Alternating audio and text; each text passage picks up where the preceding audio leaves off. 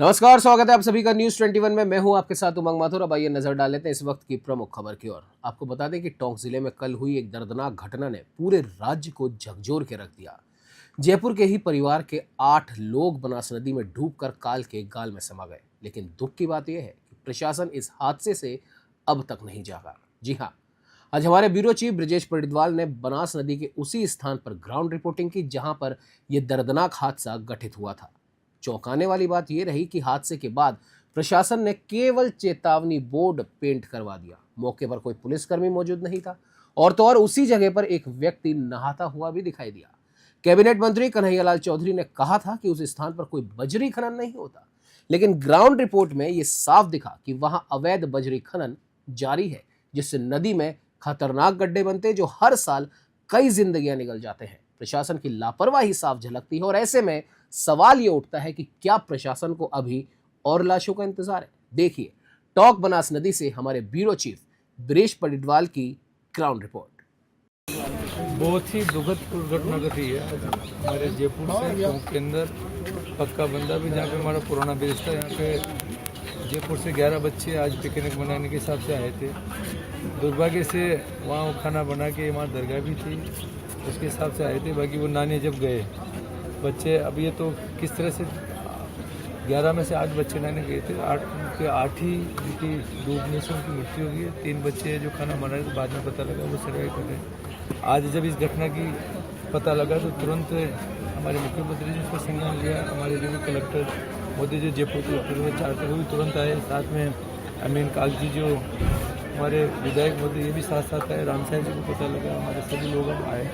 आने के बाद में आज उस परिवार के जो भी पोस्टमार्टम करा के उनके बॉडी को उनके परिवार को संभाल रहे हैं। और इस घटना पे वास्तव में हम सब पूरा राजस्थान पूरी सरकार सभी मिलकर उनके परिवार के साथ दुख की घड़ी में उनको सहन करने की ईश्वर उनकी मदद करे, अल्लाह उनकी मदद करे। और जितना भी इन परिवार के आर्थिक मदद के लिए जो नियमानुसार जो होगा उसके लिए मदद करने के लिए हमने हमारे कलेक्टर्स को प्रशासन को डायरेक्शन दे दिया। बैठ के अमीन काल जी ने इन्होंने बात भी कर ली और जितनी मदद हुई वो कर दी। और जिस तरह से आगे ये घटना ऐसी नहीं हो, वहाँ पे हमने चर्चा की है कि हर साल पिछले 30-40 साल से ये घटना है।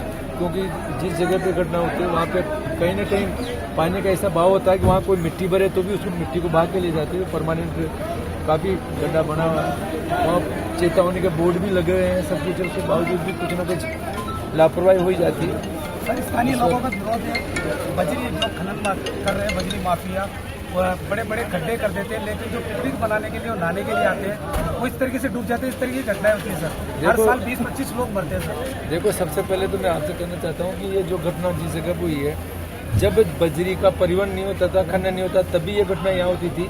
क्योंकि ये जो पहाड़ी के पास के अंदर जब नदी तेज बहाव में आती है तो मिट्टी को स्कोरिंग करके ले जाए। जिस तरह से आपने देखा होगा राजमहल के अंदर है, बिशनपुर डैम के नीचे कभी भी बजरी नहीं निकलती। जब डैम नहीं बना उससे पहले भी वहाँ पे 70-80 फुट का गड्ढा था। तो परमानेंट ये जिसको कहते हैं दह, अपनी भाषा में दह टाइप का बना, ये नेचुरली आ रहा है, आ रहा है। तो ये सर नहीं हो, अरे इसके लिए हमारी सरकार इसके लिए तत्पर है कि वास्तव में जहाँ कहीं कहीं फार्म पॉन्ड बने हैं। क्योंकि पुराने टाइम में सब बच्चे तैरना जानते हैं। दुर्भाग्य से आज हमारे बच्चे कम बारिश होने की वजह से बच्चे घरों में रहते या उड़दंडा करते हैं। तैरने में एक नेचुरल होती थी, पहले नदी बहती रहती थी पानी।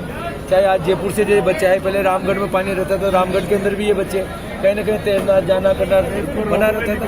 तो ये वास्तव में दुखद घटना। कोशिश करेंगे कि आगे ऐसी घटना नहीं हो। इसको लोगों को जागरूक करने के लिए भी कोई अभियान चलाएंगे। मैं तो यही कहना चाहता हूँ कि इस परिवार को, उनके परिवार को सबको इस दुख की घड़ी में सहन करने की ईश्वर उनकी मदद ले। टोंक के बनास नदी पुलिया के यहाँ पे बनास नदी में कल हादसे के अंदर 8 व्यक्तियों की जान चली गई। उसके बाद टोंक जिला प्रशासन ने चेता है और आज टोंक की बनास पुलिया के आसपास जगह जगह चेतावनी बोर्ड लिखवाए जा रहे हैं, जिसमें आप देखिए बनास पुल क्षतिग्रस्त है, आवागमन बंद है। साथ में आप देखिए मेरे यहाँ पे कि एक चेतावनी बोर्ड दिया गया है कि सर्वसाधारण को सूचित किया जाता है कि नदी में गड्ढा है या इसके अंदर। तो ये कई प्रकार के आज जिला प्रशासन द्वारा यहाँ पे चेतावनी बोर्ड लगाया जा रहा है और जगह जगह यहाँ पे व्यक्तियों को आगाह किया जा रहा है। देखिए जहाँ पर हम जिस जगह बनास नदी में पिकनिक पर यहाँ पे हज़ारों लोगों की, सैकड़ों लोगों की भीड़ होती थी। आज पूरा एरिया खाली है। यहाँ पे कोई भी व्यक्ति किसी भी प्रकार से आज यहाँ नहीं दिख रहा है। चारों तरफ सन्नाटा छाया हुआ है, पूरी तरह से सन्नाटा छाया हुआ है। और आपको मैं वो जगह भी दिखाना चाहता हूँ जहाँ पर कल जो 8 व्यक्ति थे वो जिनका निधन हुआ है, जिनको पानी में गहराई में डूबने से, ये देखिए ये जगह है, ये सामने मेरे आप देख पा रहे हैं, ये जो जगह है वही ऐसी जगह है जहाँ पर 8 व्यक्ति कल कालका ग्रास बन गए थे।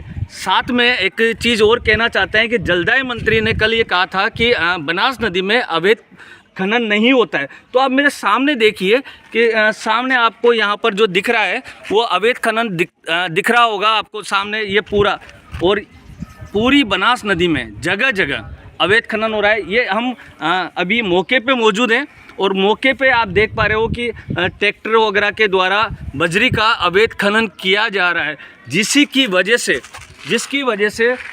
जगह जगह गहरे गड्ढे हो गए हैं। और गहरे गड्ढे होने की वजह से ये जो व्यक्ति थे, 8 व्यक्ति थे जो जयपुर के थे, वो काल के ग्रास बन गए थे। ठीक है, चेतावनी जिला प्रशासन द्वारा चेतावनी जारी की गई है। यहाँ पे फिर भी हम देख रहे हैं किसी प्रकार की सुरक्षा के लिए कोई पुलिसकर्मी मौजूद नहीं है। यहाँ पे कोई भी अभी आकर नहा सकता है या किसी भी प्रकार की दुर्घटना वापस हो सकती है। तो जिला प्रशासन को भी ये चाहिए कि चेतावनी बोर्ड के साथ साथ यहाँ पर सुरक्षा का भी ध्यान रखा जाए। यहाँ पे किसी पुलिस वालों की नियुक्ति की जाए या चौकी की जाए या बैरिकेड्स लगाया जाए। टोंक से ब्रिजेश पेडवाल, न्यूज़ 21 के लिए।